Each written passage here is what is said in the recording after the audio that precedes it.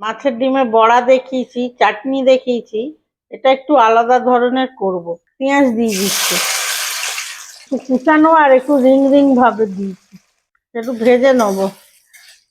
পেঁয়াজটা এরকম ভাজা ভাজা হবে, রসুন কাঁচা লঙ্কা আর আদা থেতো করে দিয়ে দেবো, একটু নেড়ে নেবো। এতে একটু জল দিয়ে দিচ্ছি যাতে শুকনো মশলাটা দেবো, আগের থেকে মাখাইনি তো, ভিজানো নেই।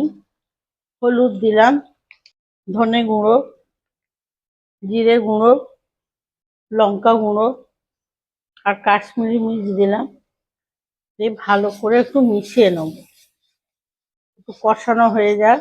মশলা কষা হয়ে গেছে, নুন দিচ্ছি, এই মাছের ডিমটা দিয়ে দিচ্ছি। এই গ্যাসটা কমিয়ে দিয়ে চাপা দেবো। এক সাইড হয়ে গেছে, আর এক সাইডটা উল্টে দিচ্ছি মাছের ডিম, আবার চাপা দিয়ে দেবো, আঁচ কমানো থাকবে। এবারে খুলে দিচ্ছি, এবারে ডিমগুলো ভেঙে ভেঙে দেবো, পিস পিস করে দেবো। বলতে গেলে এক ধরনের চচ্চড়ি মাছের ডিমের। ক্যাপসিকাম দিলাম, গোটা পেঁয়াজ আর টমেটো এরকম বড় বড় ফালি করেছি।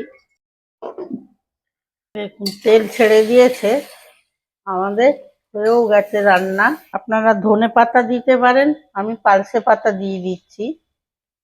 হয়ে গেছে রান্না, বন্ধ করে দিচ্ছি।